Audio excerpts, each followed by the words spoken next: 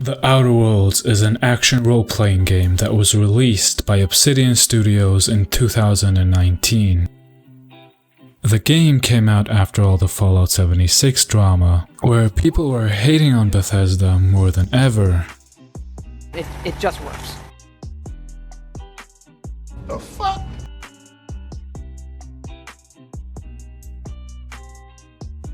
It just works. And even though Bethesda's past games like Fallout 4, Skyrim, Oblivion, or Fallout 3 were all pretty good games, they never really hit that RPG sweet spot, and the RPG elements from those games kept getting dumbed down with every next installation. And so when it came out that Obsidian Game Studios, the studio behind Fallout New Vegas, one of the most critically acclaimed RPG games in gaming history, was making their own RPG, there was a lot of hype. This game was supposed to be the Bethesda killer. At least it was touted that by some people, and I distinctly remember an Obsidian Twitter post with a cheeky shot at Bethesda saying, "Hey, this is how you make games." So is this game really the Bethesda killer? Did it live up to the name of Obsidian Game Studios? Let's dive into this video and find out.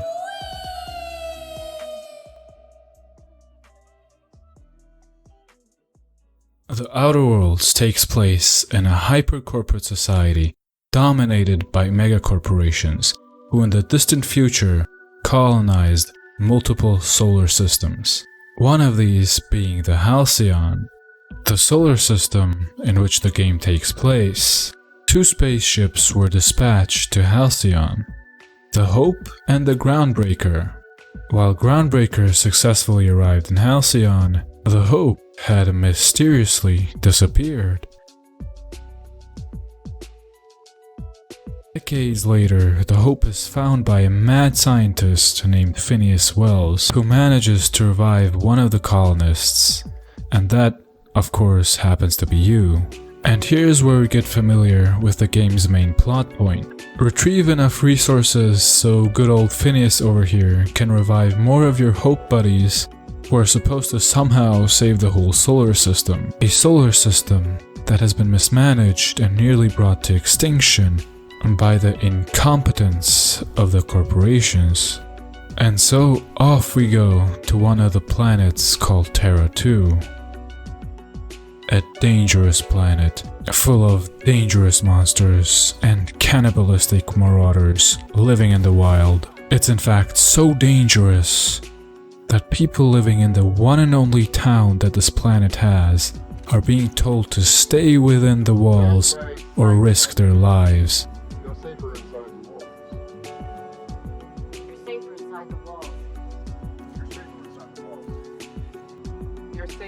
Now this begs the question, how are we, as some random-ass colonists, supposed to survive this goddamn planet? None of the previous career choices that you have from the character selection screen actually have anything to do with shooting guns or any kind of survival skills. And so does my character know how to even shoot a gun? Has he ever shot a gun before? Does he know how to survive in the wild? We've been frozen for 500 years. How am I supposed to know how to handle these future guns? Apart from being able to slow down time as a side effect of being frozen for so long, which I believe takes heavy inspiration from the Fallout games and their VAT system, the character really doesn't have any sort of military skills going for him. So it's kind of strange to me when you face off against and murder a group of marauders as your first encounter, even though these people have been surviving out here, with guns mind you, for their whole lives. After ruthlessly murdering some marauders just trying to live their lives in peace, you find a lieutenant and a private hiding from some marauders behind some rocks, who seem to be too cowardly to attack the marauders in front of them, and so once you give them a little nudge, they charge in right away. You're right. This time we crossed the marauders off, fucking where owns that shit, and file a phone report. And it's gonna be fucking laminated. Here we go. Now, I want to stress that this is a lieutenant who found no better strategy than to just charge in headfirst into a group of armed bandits.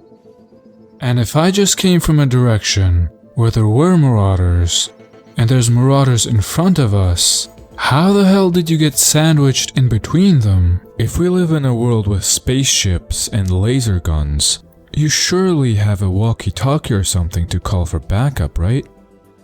Anyway, if you progress the main quest, and assuming that these guys actually live, you get an option to attack them. And so here's how a battle between a random ass colonist who just got unfrozen 5 minutes ago and a lieutenant and private goes.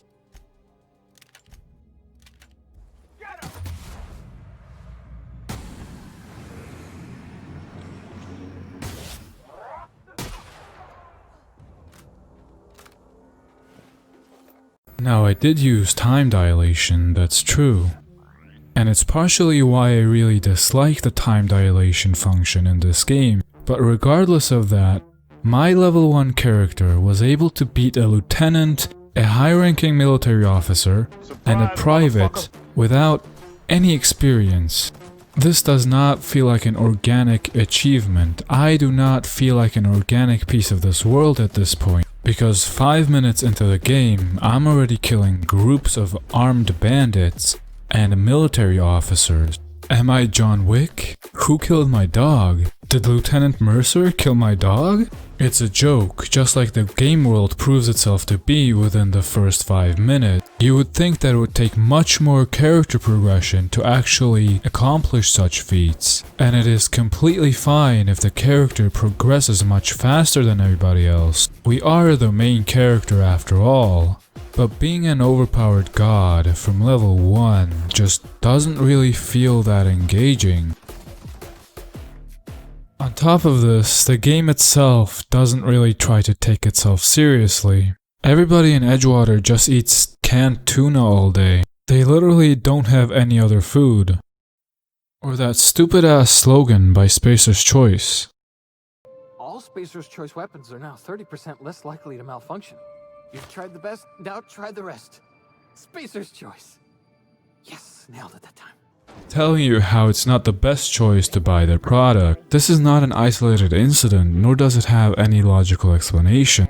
The whole game kind of feels like a fever dream, as everything is on top of its head with no real reason for it. Comical situations arise when something silly happens in a serious environment, and not the other way around.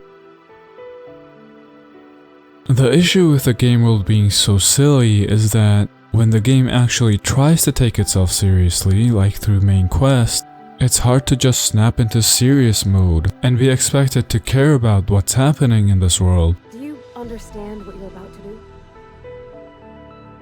Now the setting itself is pretty interesting, with the world being dominated by megacorporations, and you staging a rebellion to free everybody and save the world.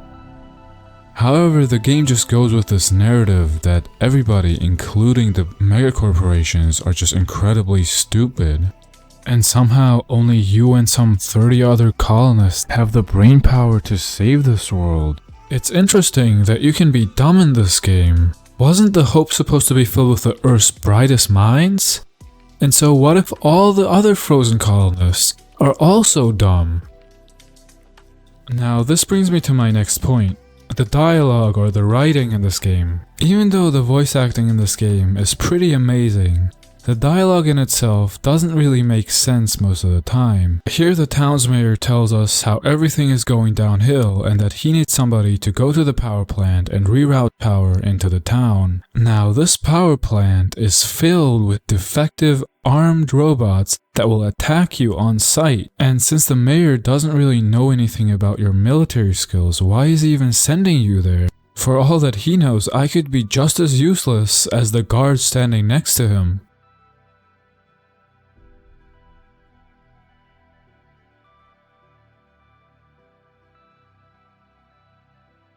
With so many guards just standing idle in the city, why isn't he just gathering a squad? And furthermore, why is he sending one of the town's engineers, Parvati, with you?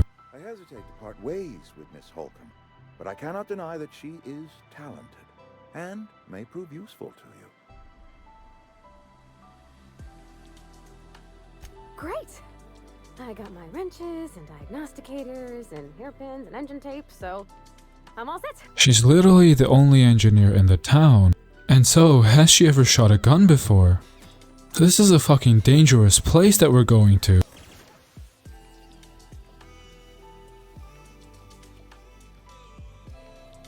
And sure, the voice acting here is pretty great, but you can't deny that the writing is pretty silly. And while we're on the topic of silly, this is how the game handles theft.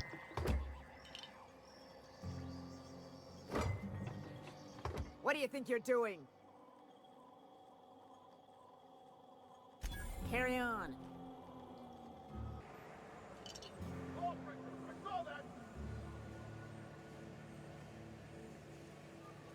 What do you think you're doing? Just don't make more paperwork for me, alright?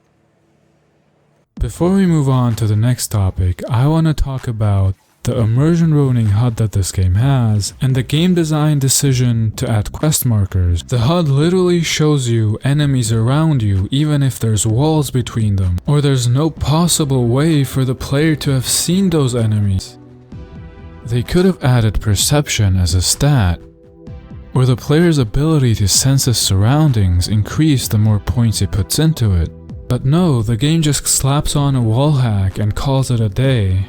And the quest marker doesn't do itself any favors either, because it is visible at any range, and if you hover over it, it describes what quest you are doing, and so you don't actually need to listen to any other shitty dialogue in the game, or use your brain at all, because you can just mindlessly walk to one quest marker after another and be done with the game. When your quest asks you to kill enemies, the quest marker will mark all of these enemies through walls from a distance. There's no way to be surprised by your enemies, and there's pretty much no difficulty in dealing with them like this, and unfortunately most of the quests aren't interesting anyway. You could argue that many games today have these kinds of problems, and when you buy a game like Fallout 4, these are to be expected, since Bethesda has a track record of unimmersive gameplay. And that's precisely why people were excited about this game. It wasn't Bethesda's RPG, it was Obsidian Game Studios' RPG. And surely Obsidian would deliver a truly immersive experience, right? Well, not really. Because the quests, aside from not being memorable at all, don't really change anything in the game world. I expected at least the main quest to change my surroundings. But when I replaced the mayor of the first town, Edgewater, with a botanist, nothing changed. I expected the town to go from a glorified tuna cannery to a lush paradise with actual fruit and vegetables. This is the first real main quest you do. However, when I came back to the town, right at the end of the game, it was still the same, with the mayor just chilling in her office. The only payoff that you get from this quest is in the ending slideshow. Yes, this game has a slideshow for an ending in 2019. The side quests, apart from being kind of boring, increase your reputation for a certain faction in the game. Now, this sounds really cool, except it isn't, because all faction reputation does is increase or decrease vendor prices. Okay, if you get below a certain reputation, the faction will attack you on sight, but still, there's nothing more to it. There's no cool armors to unlock, there's no cool weapons to unlock, there's no cool quests to unlock, there's no cool companions to unlock, so why put a reputation system into the game in the first place?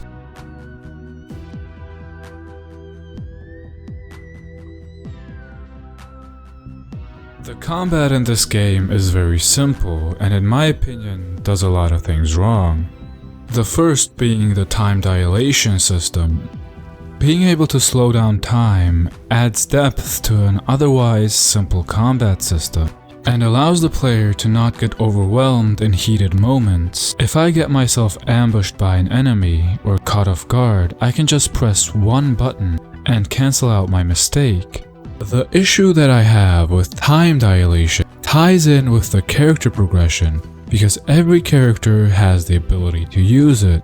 And unfortunately, there's only few ways to make your character stronger unless you upgrade this mechanic. Every single viable build in this game includes putting points into time dilation, because the game really doesn't allow any different options. You have things like 50% bonus experience from companion kills, or faster running speed and walking speed, but these are either very situational or outside of combat quality of life upgrades, and so half of the game you're stuck in slow motion.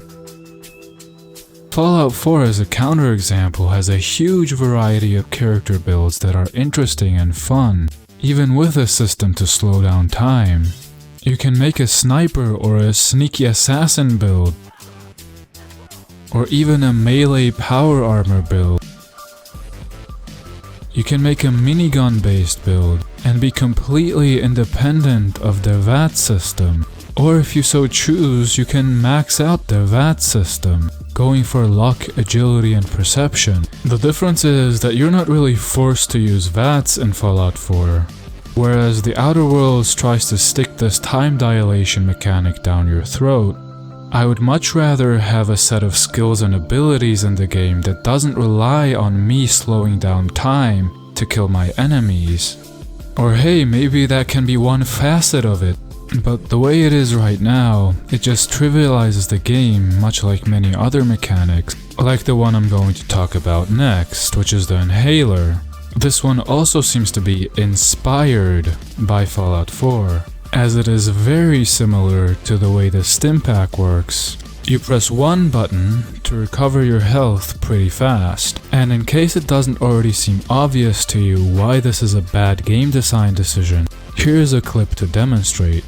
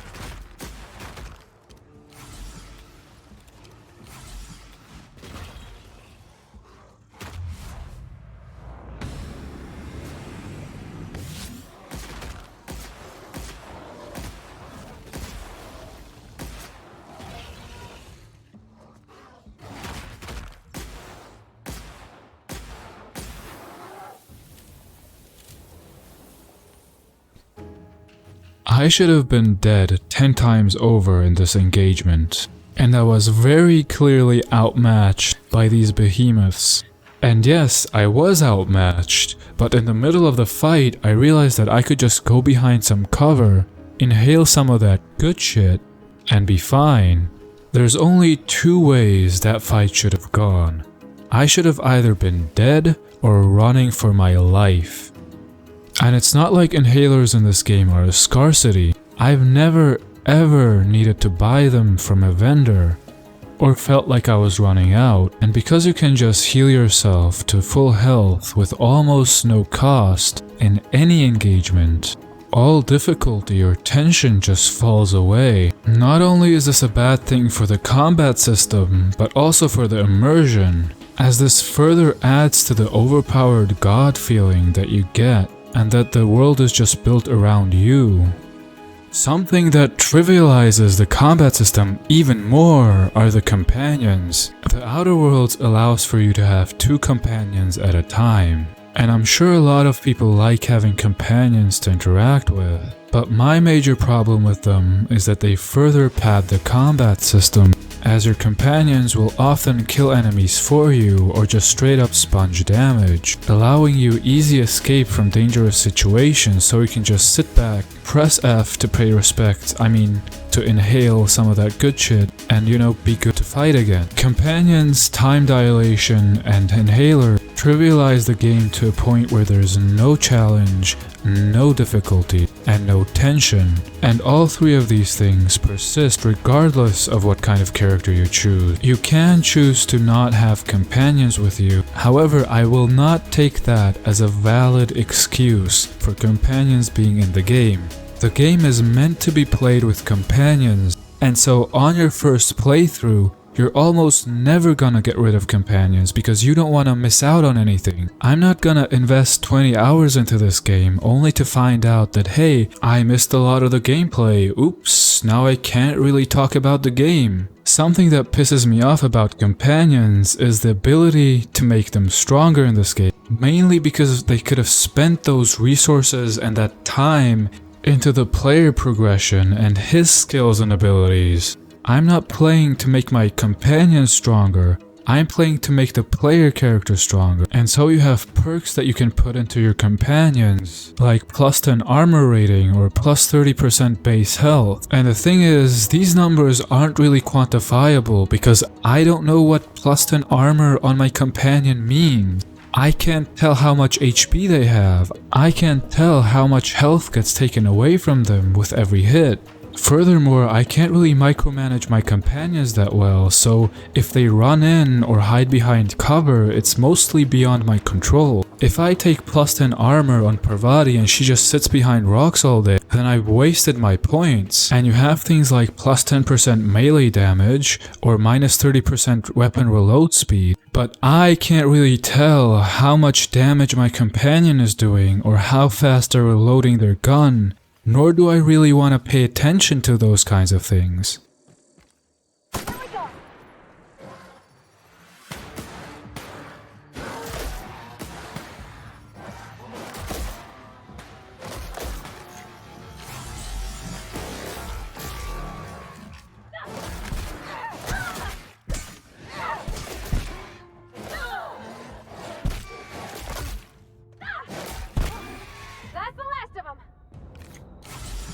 And so it's really hard to tell, are these perks good or not? And any way you try to spin the story, having companions in the game takes away from the strength of the main character. Companion abilities unlocked through having enough determination on your main character are the most annoying. Look at it.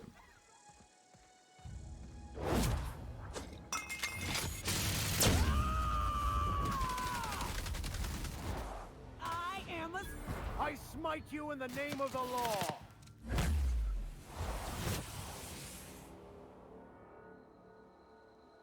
This is cool the first time it plays, but every single time you press the button, you get the same cutscene with the same voice lines from these companions, taking away the control from the player in the middle of the fight. Who thought that this was a good and fun idea?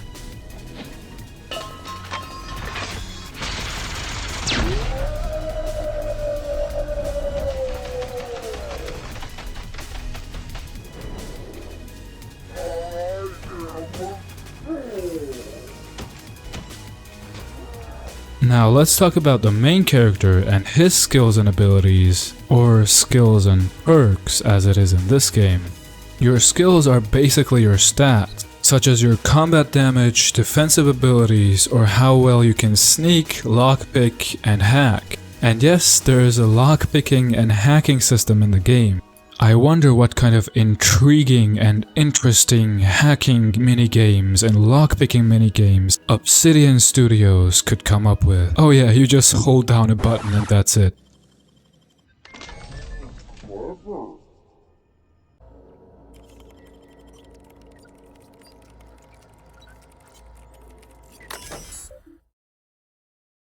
Even though the hacking and lockpicking minigames in Fallout 4 weren't the most challenging things in this world, you couldn't just AFK and press one button and be done with it. And why would you ever want to sneak when there's literally no punishment for theft and you can see enemies through the walls?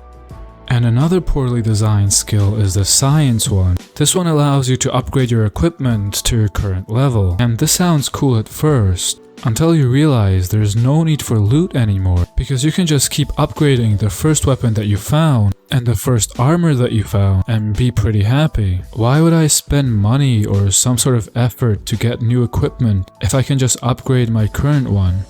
Another issue is that a lot of the skills are too easily maxed out. I maxed out my weapon skill pretty early in the game, and after that I didn't really know what to put points into. So I ended up putting some points into dialogue and some points into leadership, which would make my companions stronger. And I ran into a pretty funny situation. At the very end of the game, you are presented with a persuasion check, and my character was able to pass it even though he only had like 40 or 50 persuasion out of the 90 that was necessary. How did I pass this speed check? Because your companions in your party give you a skill boost, and this skill boost gets doubled if you have 40 leadership. And since I chose to tag along with Felix and Pravati, my favorite companions at the time, my character, who had originally 40 persuasion, ended up having over 100. So imagine if I spent valuable early game skill points into persuasion. How stupid I would look at that point. What is even the point of skilling persuasion?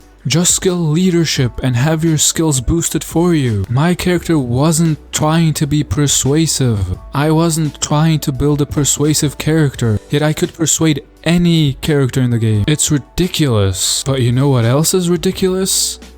How boring the perks are in this game. Apart from shoehorning you into a time dilation build, it's utterly boring. You have things like plus 25% walk speed and plus 20% sprint speed. Okay, I understand the sprint speed, but why the walk speed? Who the hell walks in these games? Why would you want to walk unless you're shooting a cinematic video or something? And why would it matter if you walk 25% faster? What is the point of this perk? Or you have things like plus 5 meters interactable highlight range and minus 50% consumable weight, which are nice for quality of life, but they don't really add anything to the character.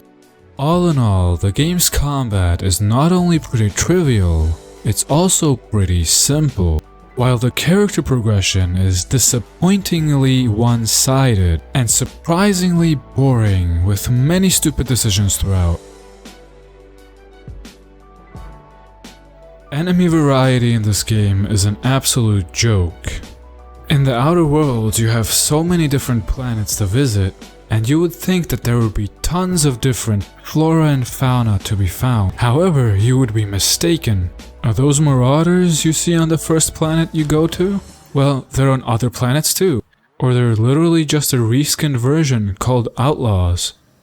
Or the behemoths I so skillfully defeated earlier on. They're exactly the same, on completely different planets. And even in the monsters that are exclusive to one planet, they still just follow the same pattern as everybody else. You have one ranged, one melee, and one just big dude.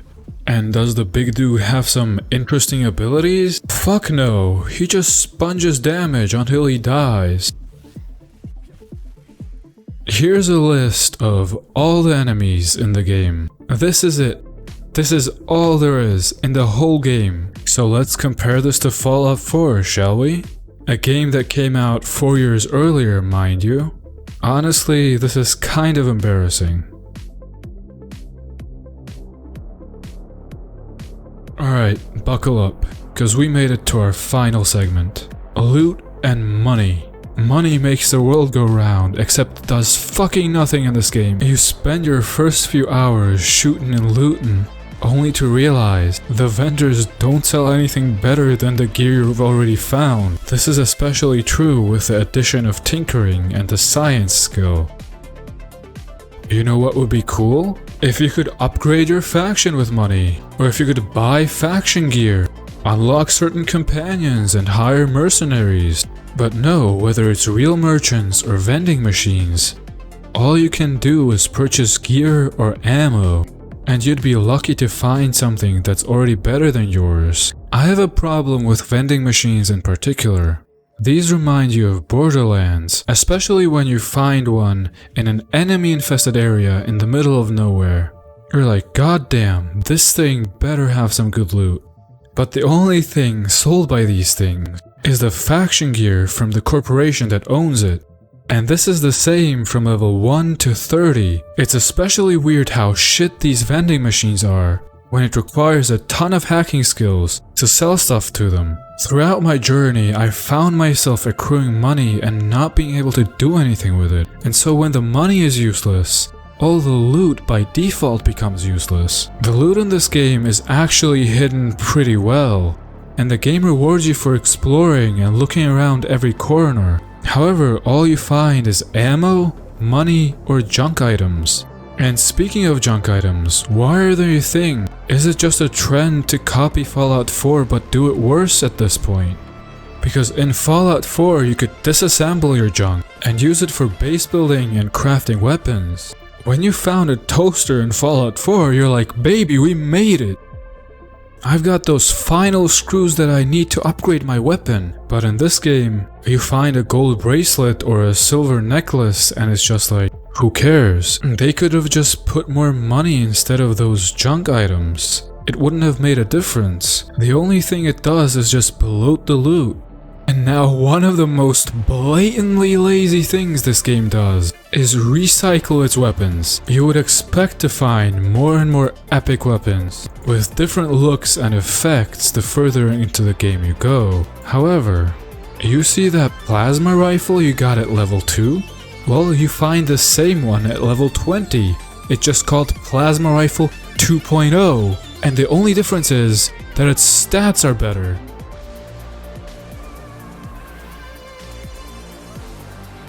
It literally looks the same, shoots the same, and is called the same. The armors aren't as bad, but still you have the same thing going on, with a lot of them being recycled with just different paint jobs. And unfortunately, most of the armor just looks like trash anyway. Also, why do you only have 2 slots for armor? Why does every RPG insist on dumbing down the inventory system every single time? Next thing you'll know, you just have 1 bodysuit, and that's it.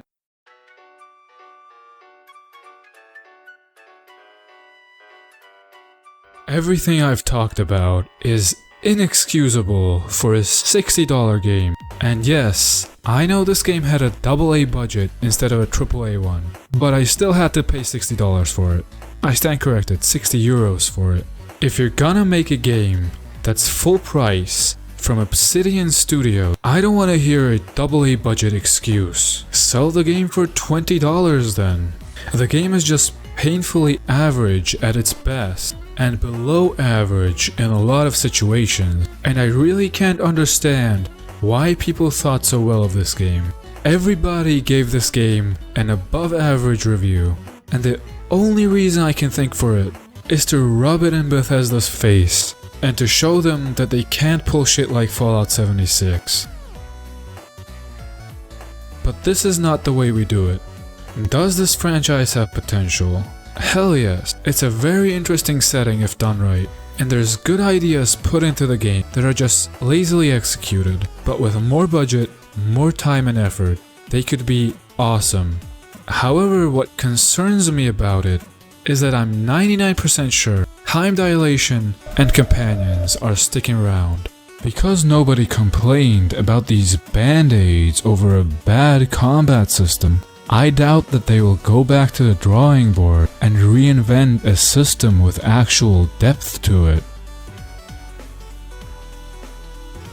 And so, if you have a bit of money to throw around, and you're deciding between Fallout 4 and this game, go for Fallout 4, because the Outer Worlds kinda sucks. Yes, nailed it that time.